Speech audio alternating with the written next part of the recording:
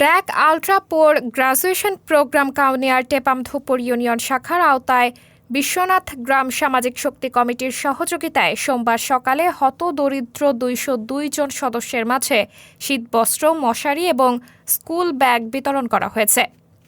উক্ত অনুষ্ঠানে প্রধান অতিথি হিসেবে বক্তব্য রাখেন উপজেলা নির্বাহী অফিসার মোহাম্মদ মহিদুল হক, টেপামধুপুর ইউনিয়ন চেয়ারম্যান মোহাম্মদ রাশেদুল ইসলাম, বিশ্বনাথ গ্রাম সামাজিক শক্তি কমিটির সভাপতি মোহাম্মদ তাজুল ইসলাম, রংপুর আঞ্চলিক অফিসের কর্মকর্তা মোহাম্মদ নাসির উদ্দিন, টেপামধুপুর শাখার শাখা ব্যবস্থাপক মোহাম্মদ সোহরাব আলী এবং শাখার সকল কর্মী সহ কমিটির অন্যান্য সদস্যবৃন্দ।